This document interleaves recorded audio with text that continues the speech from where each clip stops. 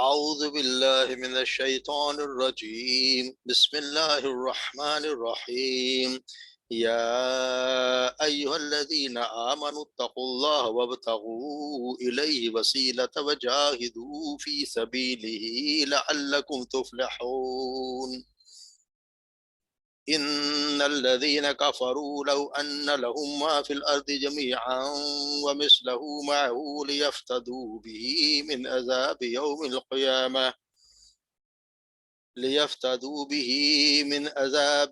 القيامة يوم القيامة ما تقبل منهم ولهم عذاب أليم يريدون أن يخرجوا من النار وما هم بخارجين منها ولهم عذاب مقيم والسارق والسارقة فاقطعوا أيديهما جزاء بما كسبا نكالا من الله والله عزيز حكيم فمن تاب من بعد ظلمه فأصلح فإن الله يتوب عليه إن الله غفور رحيم علم تعلم أن الله له ملك السماوات والأرض يعذب من يشاء ويغفر لمن يشاء والله على كل شيء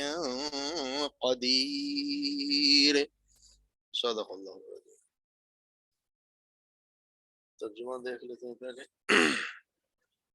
یا ایھا الذین آمنوا، اے لوگو جو ایمان لائے ہو، اتقوا اللہ، تقوی اختیار کرو اللہ کا، وابتغوا اور تلاش کرو، الیہ الوسیلہ، اس کی طرف قربت کا ذریعہ، وجاہدوا اور جہاد کرو یا مجاہدہ کرو، فی سبیل اس کی راہ میں، لعلکم تفلحون تاکہ تم فلاح پاؤ۔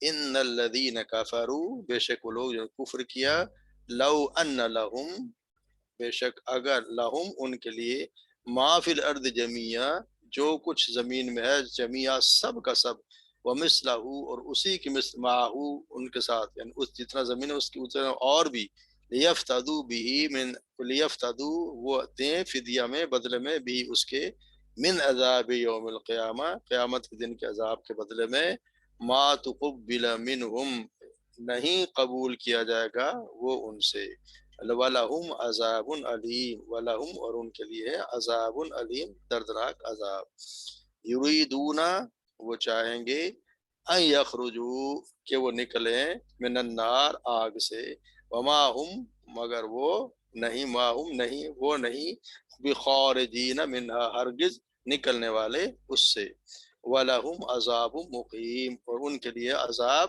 مقیم ہمیشہ رہنے والا، والسارق اور مرد چور، والسارقۃ اور عورت چور، فقطعوا پس کاٹ دو، ایدیہما ان دونوں کے ہاتھ، ایدیہما ان دونوں کے ہاتھ، جزاء سزا ہے، بما اس کی جو، کسبا ان دونوں نے کمایا، کسبا الف کا دو، بما جو ان دونوں نے کمایا، نکالن عبرت، من اللہ اور عبرت ہے اللہ کی طرف سے، واللہ عزیز حکیم اور اللہ تعالی عزیز غالب حکمت والے، ومن تاب فمن تاب اور جس نے توبہ کر لی، من بعدی اس کے بعد، توبہ کا توبہ کا مطلب رجوع کرنا، جس رجوع کیا ہے بندے کی طرف سے وہ تو وہ ہوتا ہے یعنی توبہ کرنا، اور اگر اللہ کے لیے استعمال تو پھر ہوتا ہے اللہ نے توبہ قبول کر لی، تو یہاں جس بندے کے لیے، ومن تاب جس نے توبہ کر لی، من بعدی اس کے بعد، ظلم ہی اس اپنے ظلم کرنے کے بعد،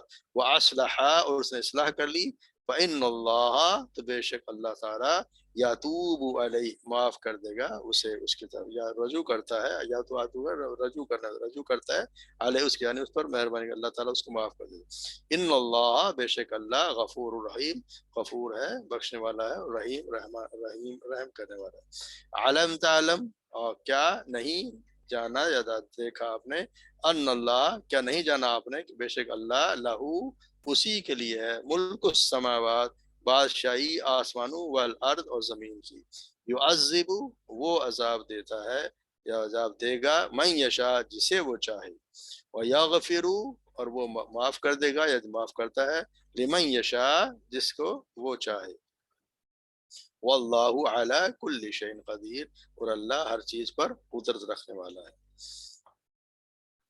ये तो तर्जुमा हो गया। थोड़ी सी इसकी मुख्तसर तफसील देख लेते हैं। कुछ आयत आज की इसमें रकू में कुछ हद का जिक्र है कि क्या हमने अगर चोरी करे तो उसकी क्या सजा है, या कुछ तो अल्लाह की राह में जहाद की, और ये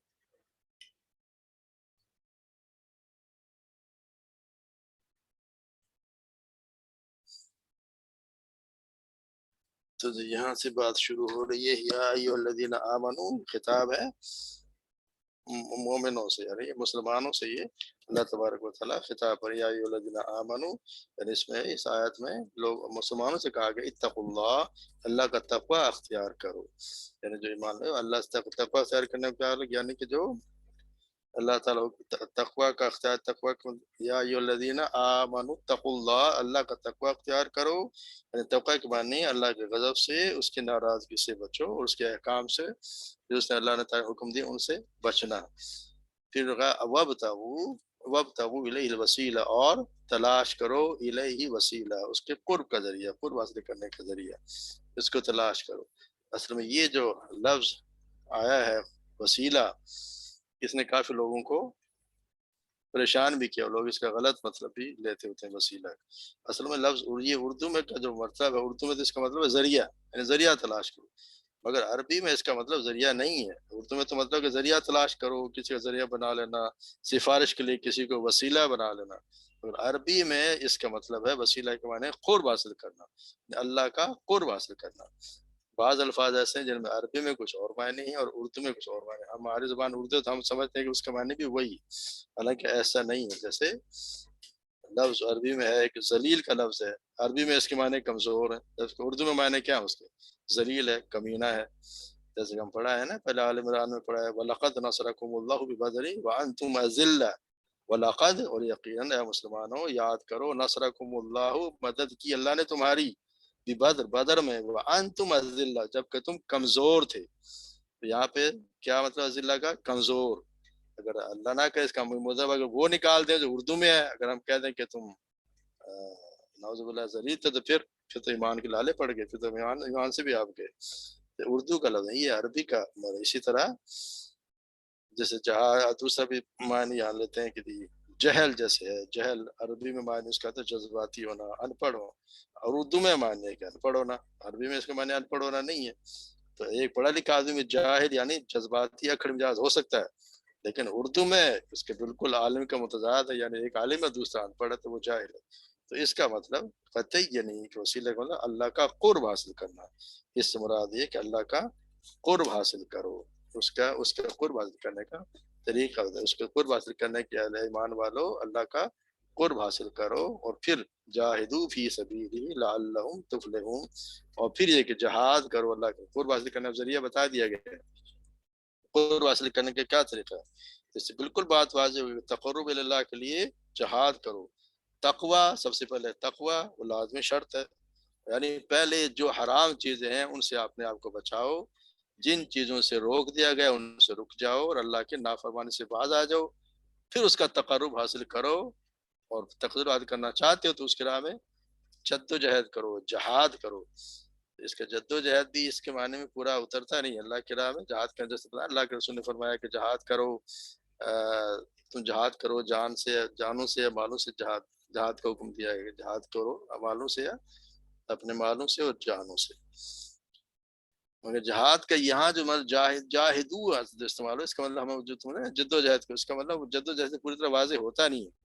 यहाँ मतलब मुजाहिदा, मुजाहिद मतलब यानी मुकाबला है, मुकाबले का मतलब यानी मुकाबले का तकाजा करता है।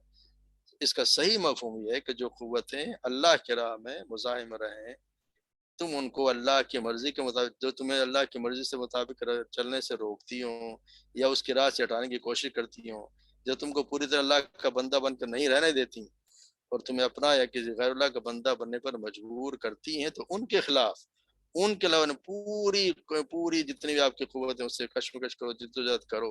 इस जद्दोजहद पे तुम्हारी कामयाबी का और अल्लाह से तुम्हारे तकर्रुब का इन्हिसार है। तुम कितनी जद्दोजहद करते हो इन चीज़ों से लड़ने की, तो इस पे तुम्हारी कामयाबी, इसी से तुम्हारे अल्लाह के नज़दीक हो गया, तकर्रुब हासिल होगा।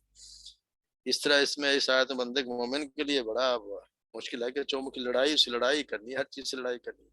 ایک طرف ابلیس ہے، اس کے سارے شیطانی لشکر ہیں، ان سے مقابلہ ہے۔ دوسری طرف اس کا آدمی کا نفس ہے، اس کے سرکش خواہشات ہیں۔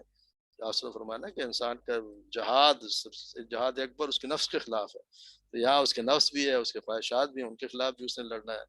تیسری بار اللہ سے پھرے ہوئے انسان بھی ہیں، جن کے آدمی ہر قسم کے معاشرے تمدنی معاشرے میں رہتا ہے، ان سے تعلقات بھی ہیں، ہر قسم ان سے بندھا ہوا بھی ہے۔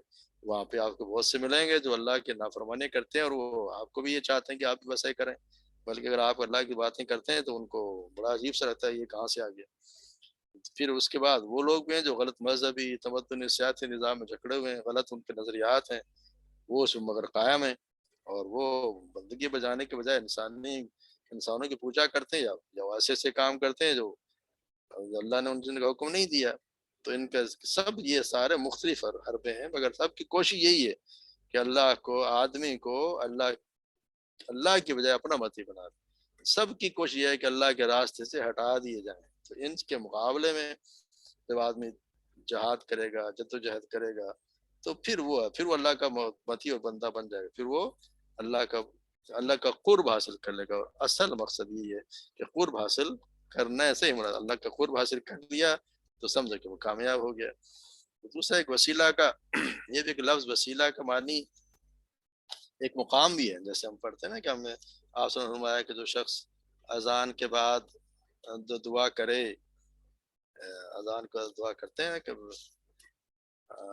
اللهم رب هذه الدعوة التامة والصلاة القائمة آت محمد الوسيلة الفضيلة وبس مقام محمودا الذي وعدته، اللہم اے میرے اللہ، اے مکمل دعوت اور توحید قائم کرنے نماز کے مالک، محمد صلی اللہ علیہ وسلم کو وسیلہ اور خاص فضیلت عطا فرما۔ یہاں پر وسیلہ ایک جگہ کا نام، وسیلت ان کو وسیلہ اور خاص مقام عطا فرما، اور انہیں اس قابل تعریف مقام یعنی مقام محمود تک پہنچا جس کا تو نے ان سے وعدہ کر رکھا ہے۔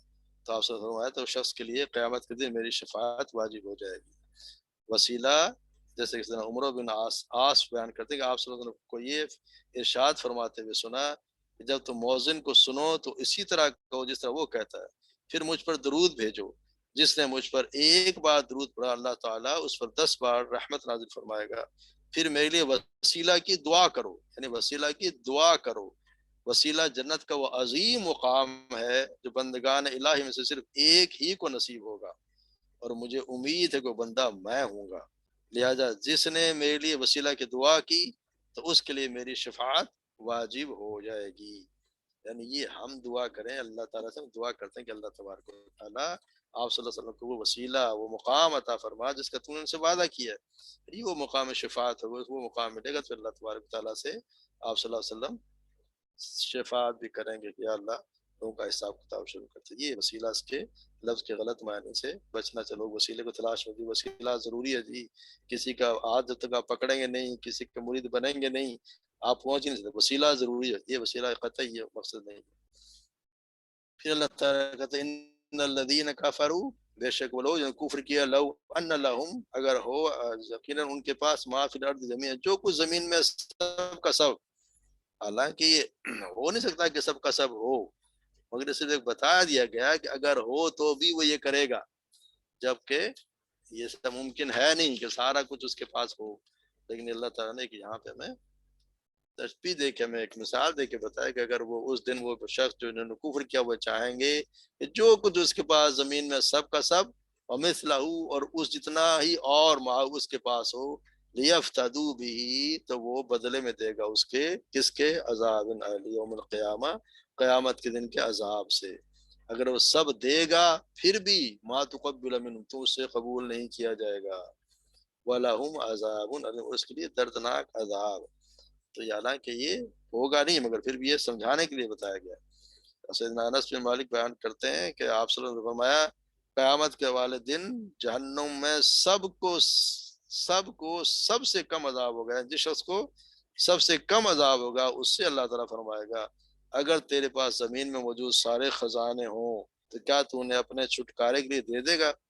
تو جہنمی کہے گا جی ہاں۔ اللہ تعالیٰ فرمائے گا میں نے تو تجھ سے جب کہ تو ابھی صلب آدم میں تھا اس سے کہیں زیادہ آسان چیز کا سوال کیا تھا کہ میرے ساتھ کسی چیز کو شریک نہ کرنا، مگر تو نے انکار کر دیا اور آخر شرک ہی کیا. یعنی وہ اللہ تبارک و تعالیٰ میں نے تجھ سے بہت تھوڑی سی چیز مانگی تھی، کسی کو میرے ساتھ شریک نہ کرنا، تو کرتا رہا. اب اگر ساری دنیا کے خزانے دینے کو تیار ہے، حالانکہ اللہ نے کیا مانگا؟ کچھ بھی نہیں مانگا. جو اللہ نے دیا ہے اسی میں سے کچھ خرچ کر دو اور اللہ کے ساتھ کسی کو شریک نہ کرو. شریک کرنے سے سختی سے منع کیا ہے. تو وہ اس وقت اللہ تبارک و تعالیٰ رحم کرے، اس وقت انسان سب کو دینے کو تیار ہوگا. اور ہم دوسرے کام پڑھتے ہیں کہ اللہ تو وہ تو چاہے گا کہ میں اپنے بدلے میں سب کو دے دوں، اپنے ماں باپ کو بھی دے دوں، بھائی بہن کو بھی دے دوں، میں کس طرح بچ جاؤں. تو یہ اللہ تبارک و تعالیٰ سے پناہ مانگتے رہنا چاہیے. پھر وہ چاہیں گے یریدون ان یخرجوا من النار، کہ ہم نکل جائیں وہ جہنم سے، آگ سے. وما هم بخارجین، وہ سے نکلنے والے ہیں نہیں، یعنی سے نکلنے دیا نہیں جائے گا، ہمیشہ اسی میں رہیں گے. وَلَهُمْ عَذَابٌ مُقِيمٌ، ان کے لیے عذاب ہے مقیم، ہمیشہ ہمیشہ کے لیے. پھر یہاں پہ چوری کی سزا بتائی جا رہی ہے کہ چور کی کیا سزا اسلام میں مقرر کی گئی. مگر یہ باتیں جیسے کل ہم نے بات کی کہ اس وقت ہے جب اسلامی نظام قائم ہو اور اس کے اسلامی حکومت قائم ہو اور وہ اس طرح کے کام کر رہا، تو پھر یہاں پہ سزا بھی پھر وہی ہوں گی جو ان کی ہے. اور یہ سزا اسلام میں سزا کا ایک بڑا تصور ہے. وہ سزا اس لیے دی جاتی ہے کہ پھر لوگ جیسے آگے آ بھی رہا ہے کہ لوگوں کو ایک اس سے لوگ سبق حاصل کریں، عبرت بنے.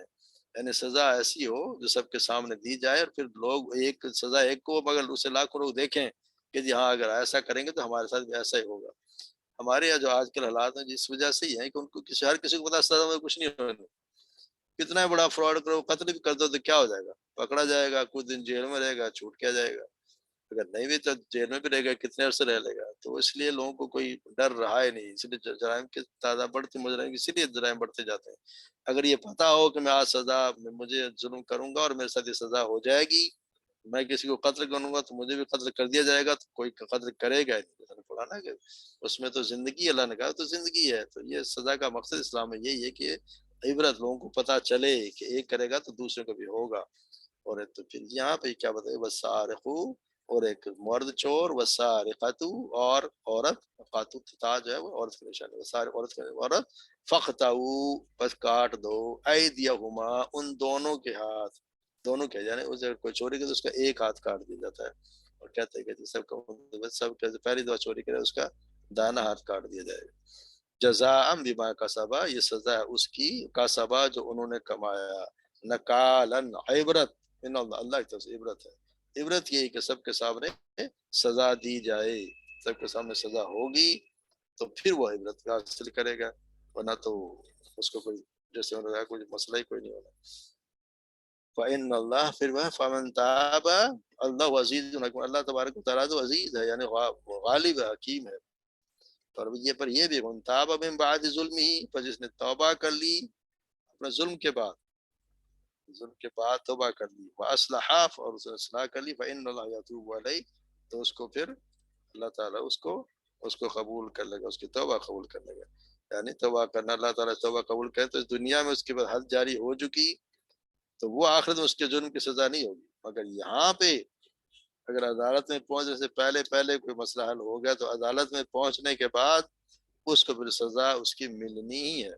کیونکہ اسلام میں بہت سخت گواہی کے شاہد گواہوں کے بڑے قانون سخت. اگر گواہی مکمل ہو گئی یعنی کہ سارے وہ ان حدود سے نکل آیا کہ لوگوں نے گواہی دی اور پکا ثابت ہو گیا تو پھر اس پہ سزا میں کوئی کمی بیشی ہو نہیں سکتی.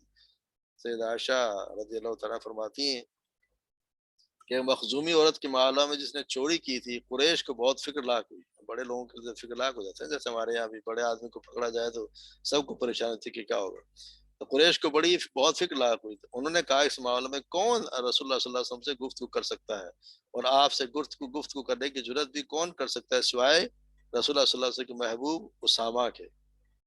الغرض اسامہ نے رسول اللہ صلی اللہ علیہ وسلم سے سفارش کر دی. اس پر آپ نے فرمایا کیا تم حدود اللہ میں سے ایک حد میں سفارش کرتے ہو؟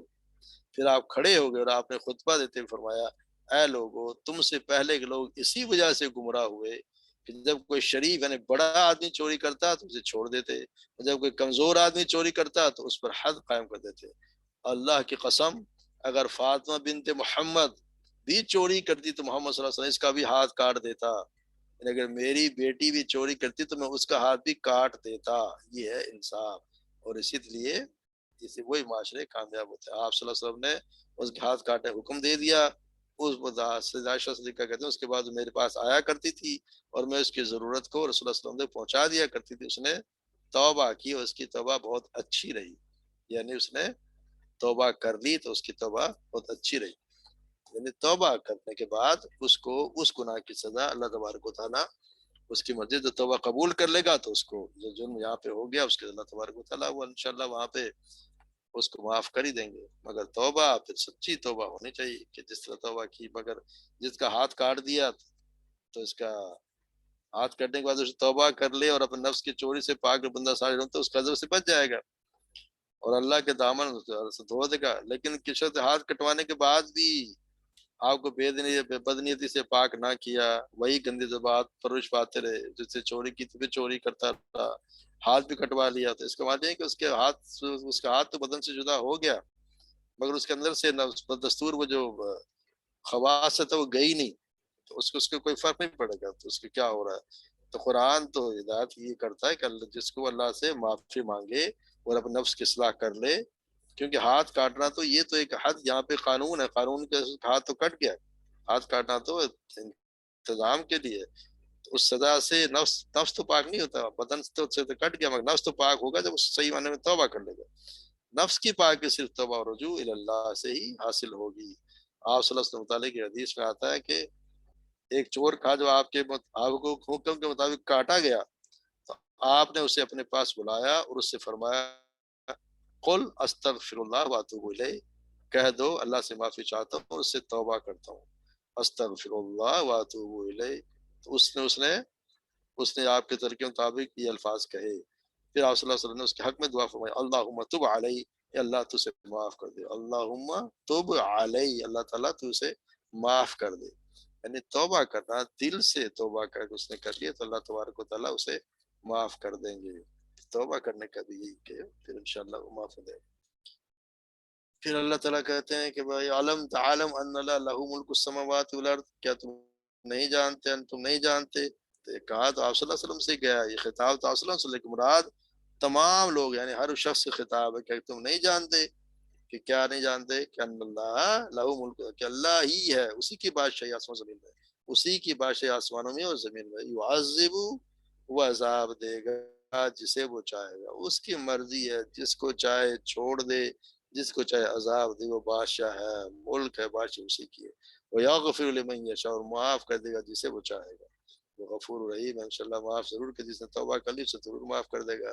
اللہ تعالیٰ نے کہا میں ایک ہی گناہ کو معاف نہیں کروں گا, جو شرک کے ساتھ آیا وہ معاف نہیں ہوگا, باقی سب گناہ معاف ہوگا. یہاں چوریاں بھی جس نے کی ہیں, ہاتھ کٹ گئی, حد جاری ہو گیا, اس کو ہاتھ کٹ گیا تو بس اس کے پر یہاں پہ حد لاگو ہو گئی, اللہ تعالیٰ اس کو وہاں پہ معاف کر دیں گے.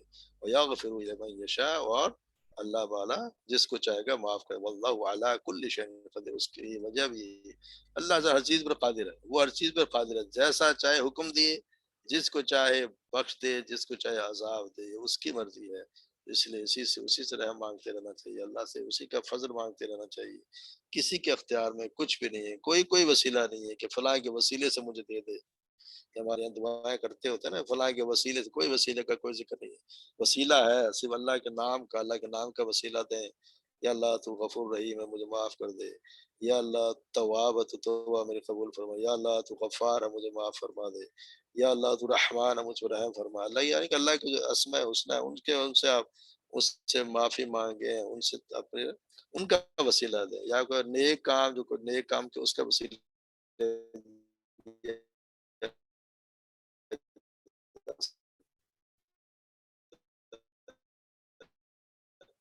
لیکن یہاں اس جو اس مسئلے سے لیتے ہیں اس سے بچنا ہے.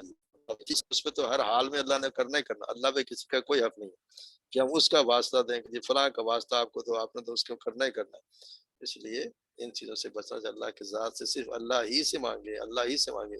چھوٹی سے چھوٹی چیز بھی اسی سے مانگے, بڑی سے بڑی چیز اسی سے مانگے, اسی کے آگے اپنی جھولی پھیلائے. اللہ تبارک و تعالیٰ ہمیں قبول فرما لے, ہماری دعاؤں کو قبول فرمائے.